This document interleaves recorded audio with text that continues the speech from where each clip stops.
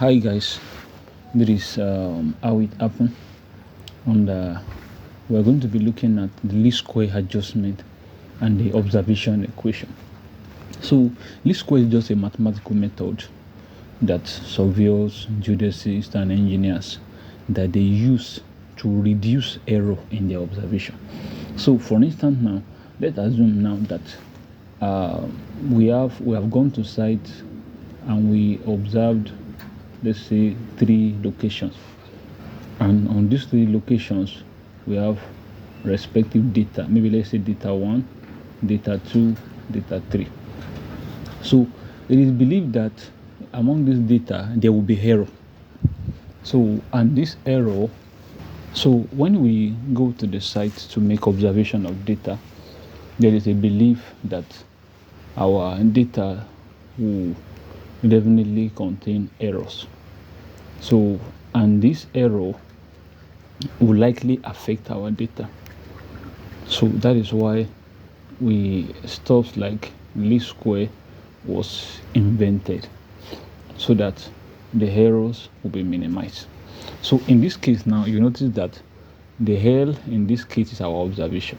That's what we have observed. So for instance now, we're going to be looking at a sample that will make it more clearer, and your x is assumed to be the actual value, the real value that we are looking for, that we want to determine, the accurate, whereas there is no accurate value, but we can only get a data that is very close to the accurate value. So, and there is something we call observation equation. And that observation equation is what we have. In general observation equation, you have L equals to AX plus V, where L is the field data that you observe. The X is the actual value we are looking for. The V is the residual, the error that we are trying to minimize. We want to reduce that error. So, and your A, this A will now be the coefficient of the matrix, so of the unknown.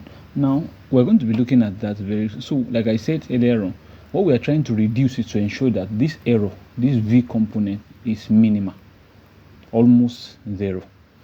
Do you understand? So it's almost zero. So in short, if V is 0, that means L will be equals to AX. That is, since there's no V again, that's what we are looking at. So our real value will now be divided both sides by A. We have L over A, rather. L over A. So we can say it's the same thing as L A inverse. So that is why you will notice now that if we are now introducing some other component, which is the normal equation of the normal, we're going to be introducing a component which will now transform what we have here. So don't forget, I said this particular observation equation is X is equals to L A inverse, or A inverse of L. So we're introducing a normal to the equation now. That is, we are going to be bringing in the transpose of A and the width. Every observation always has a width attached to it. And what is that width? Width means the condition that surrounds each observation. So if we introduce this now to this one, that means we're going to be having A transpose with L multiplied by A transpose with A inverse. You understand? So that is the inverse of this. So this is what we are looking for. Now, when we begin to do more examples, we are going to be getting it more clearer. So now let's look at this example. We are going to be taking this example as our calculation. And what does this example say? This example says a surveyor measures a height h of point P1, P2, P3. So that is what the surveyor went to the site to measure. And he had the following. Now, they give us only those data. We have the height 1 is 100 degrees, that's 100 meter, plus possibly there's an error. We added it there, plus V1. Height 2 is also 101.2 possibly there's an error. We added error plus b2. I3 is 99.8. Possibly there's an error we had. Now, in this case, this question did not tell us whether they attach a weight to this observation. So since there is no weight attached to it, all we just need to do now to generate our equation now, generate this A matrix now, what we just need to do is to say, okay, for the first equation we have h1, h2, h3, so they generate that. Since these are the things we have, for the first equation we have only h1, which is 1. We don't have h2, we don't have h3. I mean, for the first one. Second equation 2, we do not have h1, we have h2, we don't have h3. For the third equation, no h1, no h2, we have h3. So this is what we call the A matrix. That's how to generate the A matrix. So the A matrix in this case are the observed data, which is 100, 101, 99.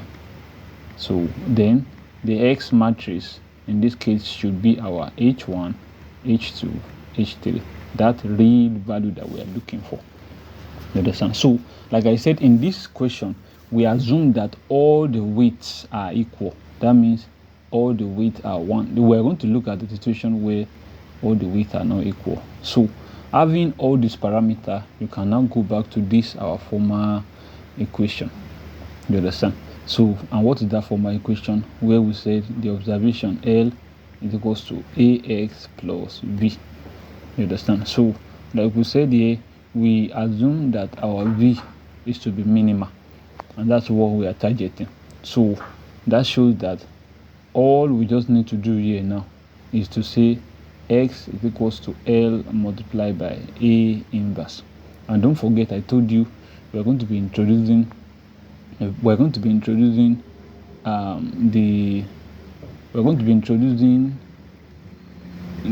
normal equation to it. So that shows that our X will not just be L times A inverse.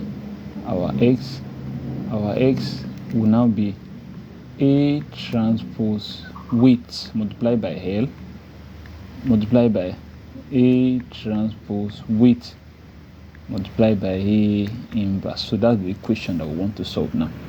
So for this particular question, I want to believe that you have a knowledge of multiplying matrix. So if there's no knowledge, you can refer to the video on matrix. So but to do this, in this case now, if we multiply A transpose P, that is A transpose weight and A together, we are likely going to get 1. And this is the reason why we're going to get 1. Look at it now. I'll put the 3 equations together so that you see it. We're likely going to get 1. So in this case, look at it. We want to do this first one. So and our A transpose, let's bring out A first. This is matrix A. 1 0 0 0 1 0 0 0 1. So this is matrix A, just for recollecting sake. A transpose will means we're going to turn all the rows to column and all the columns to row. That is, this one we're going to turn it up. Look at it now. So this one too will become the next one. This one too will become the next one. So this is A transpose. So, and don't forget that our P, the P matrix is also 1 0 0 0 1 0. That's the weight. Now look at it now. A transpose was 1 0 0 0 1 0 0 0 1. Then the weight also is 1 0 0 0 1 0 0 0 1. Then if you remember, matrix A itself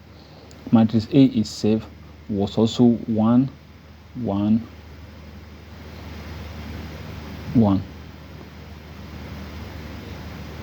and 0 0 0 0. So we are multiplying these 3 together now. You understand? So we are multiplying these 3 together. We are going to be getting, okay, yes, multiplying these 3 together. This is A transpose. This is weight. This is A. That will be like 1 multiplied by 1 multiplied by 1. So we're going to get the same thing. that will be equals to 1. So that means this one is equals to 1. Now this other one, which is A transpose with then L, look at it now. Let's put our L there. So putting our L, that means for this matrix, instead of putting A, we're going to be putting X. So, and our L in this case, don't forget, our L is 100, 100.2, 99.8.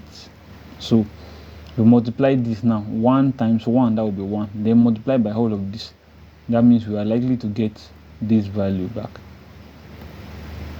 So that is why the final answer is also those values back. Now let's look at a case where they make it more complex. When I say more complex, in this case,